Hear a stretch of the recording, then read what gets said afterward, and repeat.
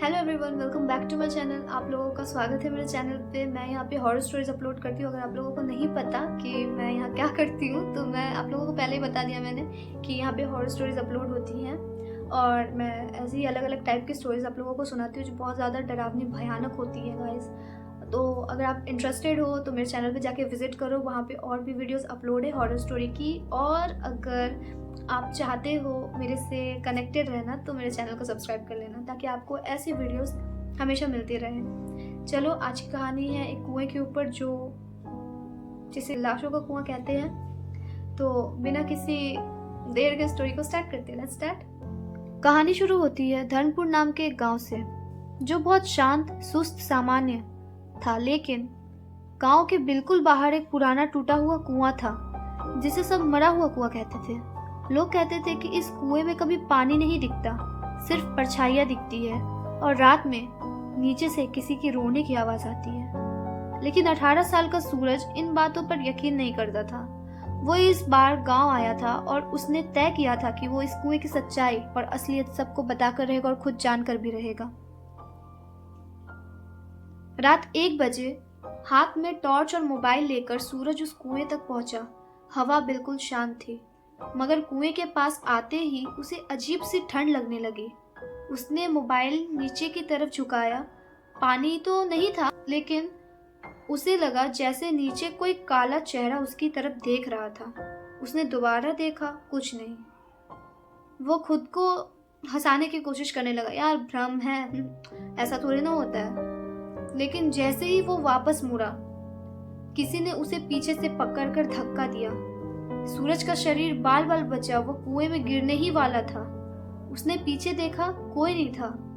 जैसे ही सूरज के हाथ से टॉर्च कुएं में गिरी, वो टॉर्च ऐसी गिरी थी कि जैसे लग रहा था कि किसी लिक्विड से चीज पे जाके गिरी हो। और वो जो लिक्विड जैसे चीज जो थी, ऐसा लग रहा था कि उसने टॉर्च को पकड़ ही लिया हो। और जब उसने टॉर्च पकड़ा तो जितनी भी रोशनी थी टॉर्च की, वो पूरी कुएं के अंदर पड़ी। और ऐसा लगने लगा नहीं, बल्कि ऐसा दिखने भी लग गया कि वहां पर ढेर सारे हाथ हो। कुछ पतले, काले, लंबे से, एकदम लकड़ी के जैसे हाथ, जो कि सूरज की तरफ धीरे धीरे करके बढ़ रहे थे। और सूरज उन्हें देखकर पूरा डर गया। उसने सोचा कि क्या सच में गांव वाले क्या सच कहते थे? मुझे तो ऐसा कभी लगा नहीं था कि मैं ये सब देखूंगा। पूरा कंफ्यूज हो चुका था, उसे कुछ भी समझ नहीं आ रहा था। और ऐसा होता है कि जो हाथ थे वो धीरे धीरे अब सूरज के ऊपर बढ़ने लगे। उसे ऐसा लगने लगा कि कुछ अजीब सा उसके पास एकदम जस्ट सामने में आ रहा है, ठीक है।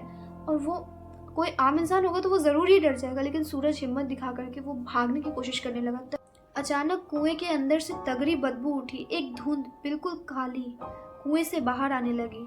धुंध में एंटिटीज बन रही थी, जैसे लोगों के शरीर। उसके चेहरे सड़े हुए, आंखें सफेद, और हर चेहरा सूरज की तरफ देख रहा था। सूरज पीछे भागा, लेकिन एक आवाज उसके कानों में गूंजी, अब तू भी हमारी तरह यहीं रह जाएगा सूरज। एक लंबा गंदा हाथ कुएं से निकला और सूरज के पैर को पकड़ लिया। ठंडा, गीला, जैसे किसी मरी हुई चीज ने पकड़ लिया हो। सूरज चीखा, छोड़ो छोड़ो मुझे, छोड़ो। सूरज ने अपनी पूरी जान लगाकर वहां से भागने की कोशिश करी और वो कामयाब भी हो गया।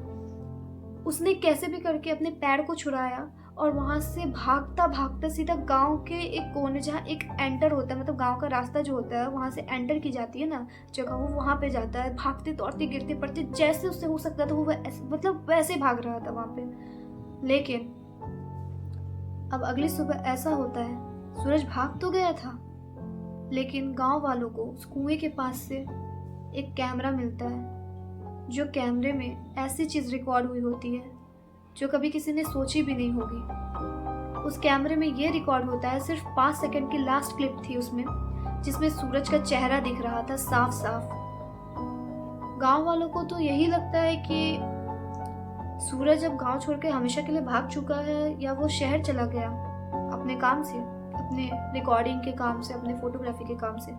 बट ऐसा नहीं था।